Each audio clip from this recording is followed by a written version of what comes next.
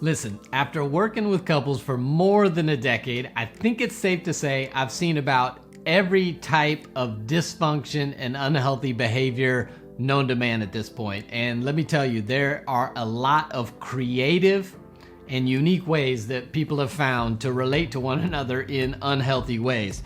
But what I've noticed in most all of these dysfunctional relationships, at least one thing is present and common, and that's the presence of cycles. See, a lot of these couples get stuck in a cycle that they repeat over and over and over again with just enough moments of peace and enjoyment to convince one or both of them that it could be different this time, only to go back into that same cycle again. So in this video, I want to identify a few cycles that we get stuck in and what to do about it so we can break the cycles. That's today on Relationshots.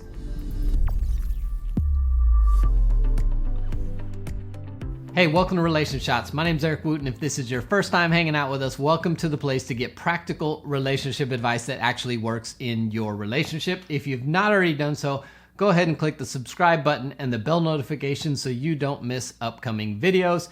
If we can help you out in your relationship, check out some of the links below. We got an upcoming marriage masterclass, 6-week Zoom class we'd love to have you be a part of.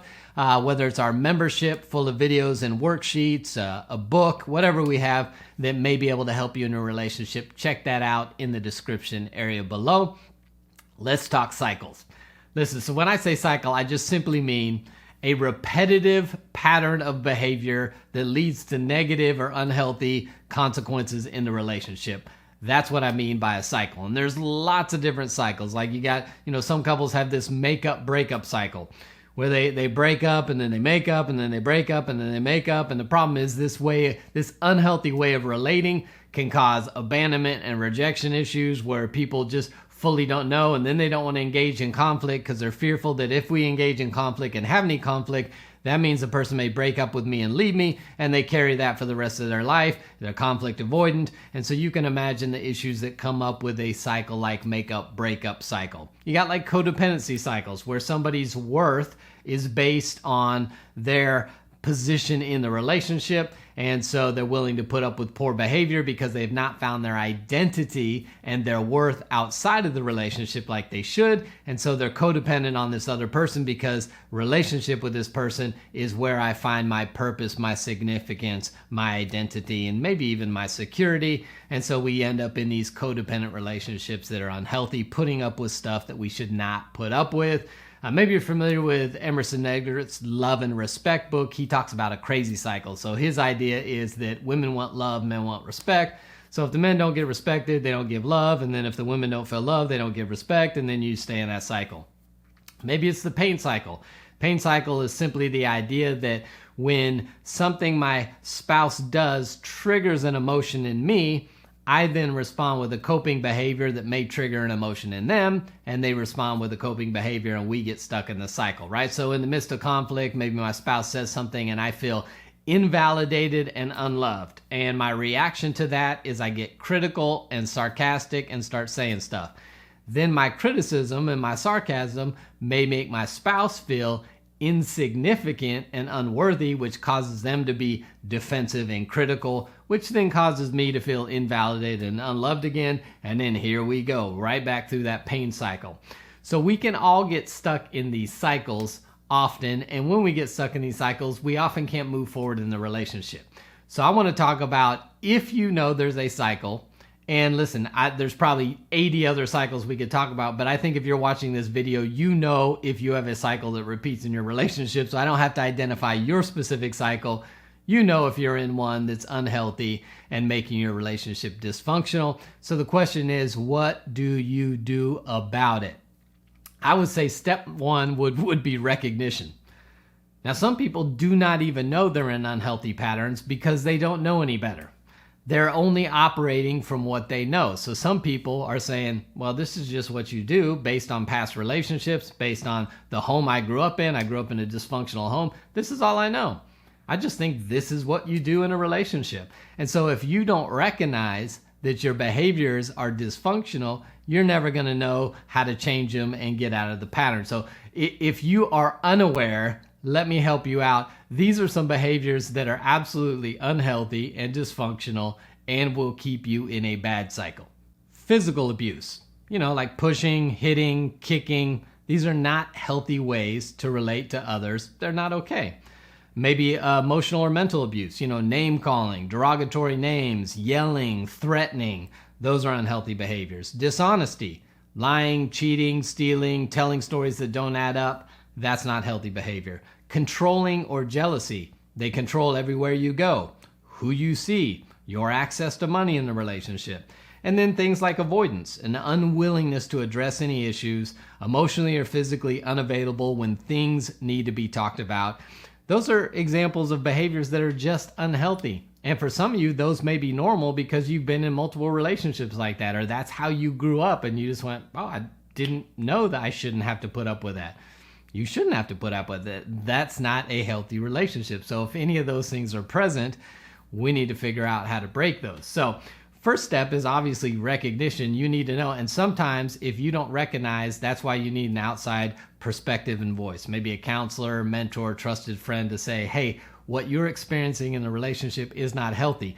A lot of times you hear that and you don't want to listen to those outside voices because you think they're wrong. I'm telling you, if you're stuck in a cycle, get some outside perspective. Obviously, a professional would be very helpful in this area to let you know what is and is not healthy. Then after there's recognition, I think step 2 is what I would call reconstruction. Listen, we've got to reconstruct how we're approaching things, what we believe and what we think. See, what happens to most of us is we make a decision, a relationship decision, and it leads to a bad outcome. And so we tell ourselves, I decided wrong, so let me go back and let me make a different decision. So we go back and make a different decision only to end up in the same situation with the same outcome again. And then we say to ourselves, golly, I just have bad luck. What is wrong with me? You don't have bad luck. You've stopped short of your reconstruction that you need to be doing. So that's why you think about second marriages and third marriages have a higher divorce rate than first marriages. Why is that? Because the people have wrongly believed, I picked wrong, so I just need to pick better. I need to redecide. I need to pick better next time. This person had these issues, so I'm going to get remarried to someone who doesn't have those issues. But you do realize they have a whole new set of issues. So going back and redeciding does not get you a different result.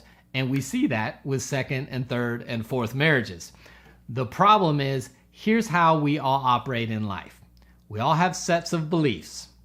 And those beliefs determine how we make decisions. And those decisions determine the outcome that we get. When we don't like the outcome, we generally just go redecide, which leads to the same outcome. So if you want to break a cycle, you have to go all the way back and re-believe. You've got a wrong set of beliefs that are driving your decision making, which is why you get stuck in a cycle and have the outcome you don't want. You've got to go back and re-believe what you believe about relationship, what you believe about yourself, what you believe about behavior you deserve, what you believe about your worth, what you believe about how people should and should not interact with each other. And obviously in a video where we can't sit here and talk and we don't have an hour or two to spend together, I can't go into every specific belief that you have and address whether it's faulty, where it comes from, or we need to re-believe and reconstruct. I would recommend, if you're stuck in cycles, that you find some time with a counselor to help you get there. But when you do that, let me at least suggest 3 areas that you should look into to figure out how I ended up with a faulty belief. Number 1 is childhood. See, a lot of us grew up in dysfunctional homes, and so the things that we think are right are actually wrong because that's all that we knew.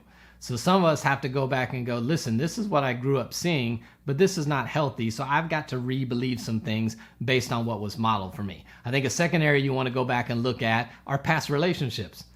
Some of you have been in relationships that are dysfunctional and unhealthy, and so it just makes sense to you because that's what you've been used to. And so you may get into a new relationship, but you're repeating some of the same behaviors because you think this is just what you do in relationship. And so your past relationships need to be deconstructed so that you can re-believe some things that you believe that are faulty.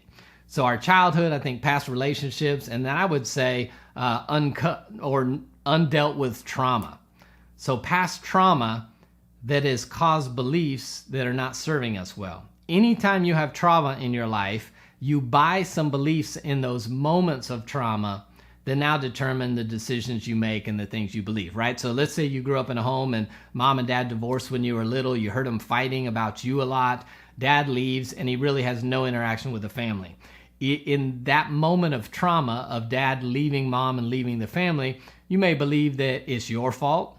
You may believe that you were not well behaved enough as a kid, and so because of that, your parents split up. You may believe that you're not worthy or valued enough for your dad to take the time to have a relationship with you because he remarried and he seems to be all about the kids in that family, but he doesn't have time for you. And so you've bought into some faulty beliefs about who you are, how worthy you are, about whether you can have a voice, or if there's any conflict, it's going to be your fault and people are going to leave. You may buy into beliefs about that people are just not going to stay.